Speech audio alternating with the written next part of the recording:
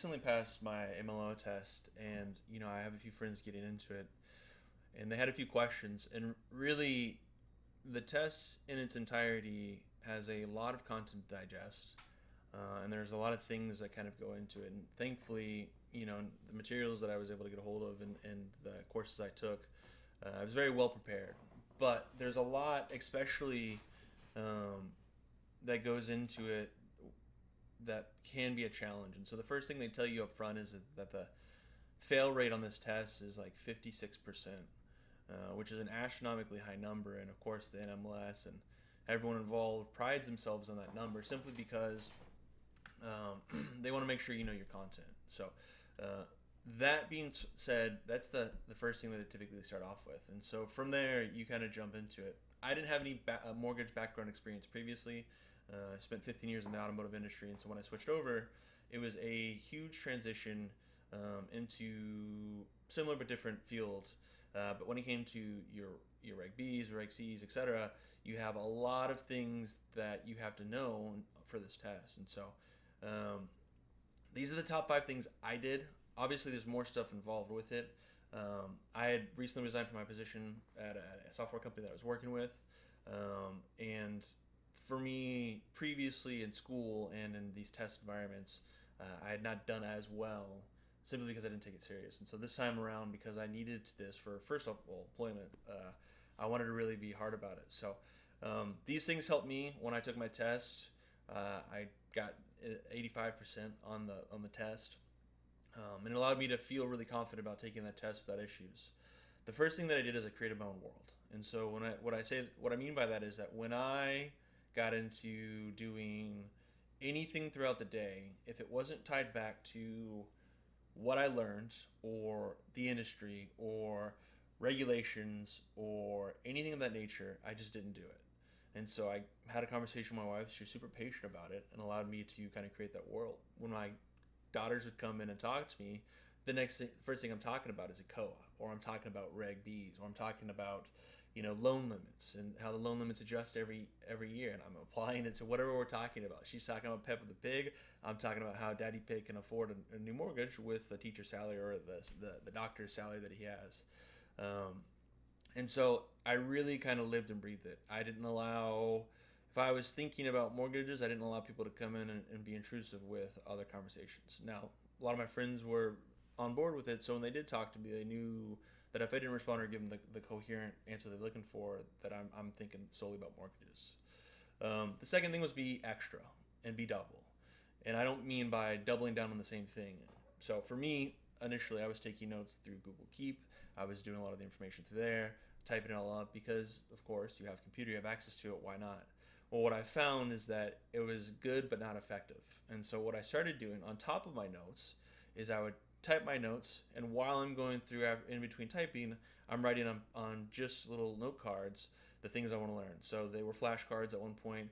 Some was just regurgitating the information 3 times before I get to the next slide, and I was pausing, writing it down, typing it up, and I'll have written it 3 times, or I'll have said it 3 times, or I'll have said it X amount of times before I move on. And so through the testing material that you can take, it has a lot of redundancy to it to make sure that you know the content. But for me, on top of the testing, I did those things as well, and I found it super impactful.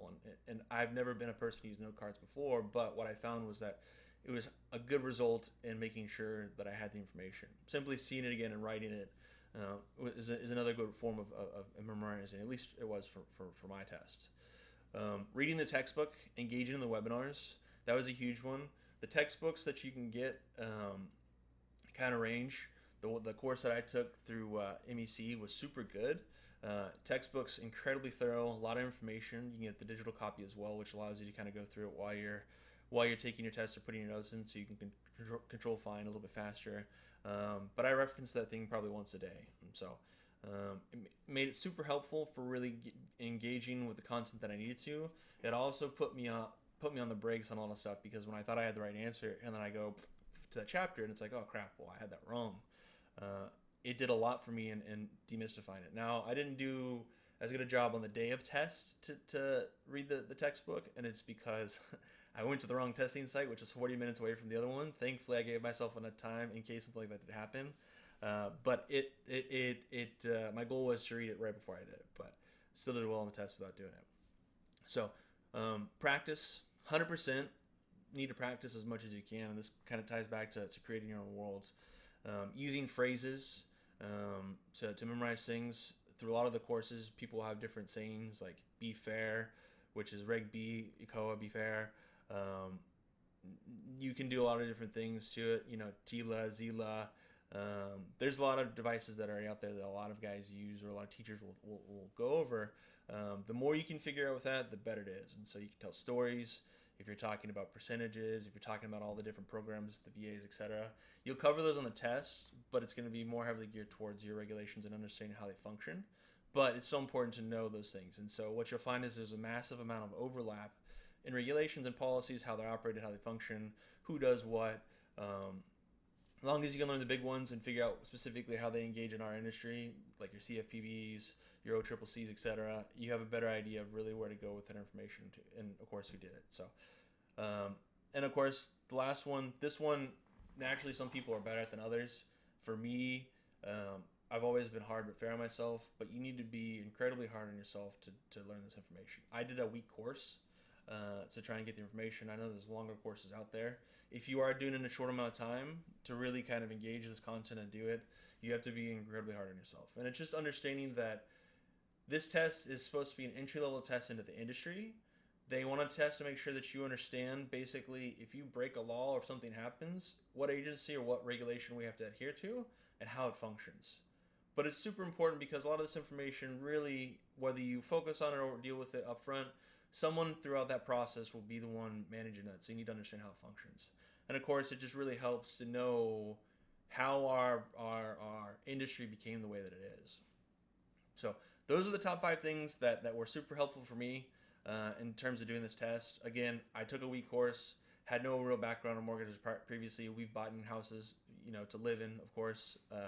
So I had some understanding of that. But when it came to all the additional stuff that came with it, it was a whole new world for me in terms of that information. And so I can almost assure you that if you take this approach, or at least the approach that I did, you're going to have a way better chance going into that test than maybe you previously did. So if you have any questions, comments, concerns, feel free to hit me up in the comments. I know obviously everyone's got 1,000 things, different things posted. There's the Quizlet cards, etc.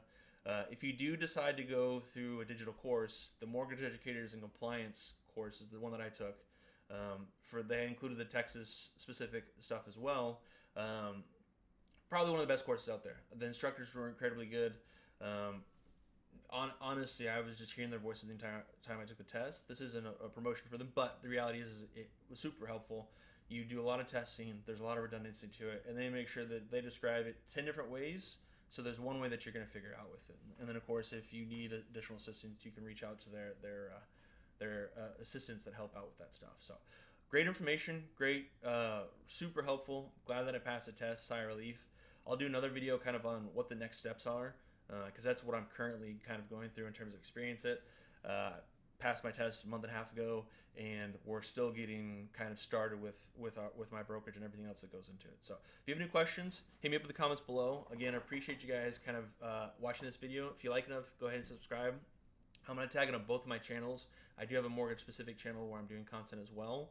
But just to make sure you get more visibility for it, I'm going to post it both. So again, appreciate your time, and hopefully I'll be seeing you guys soon. Thank you.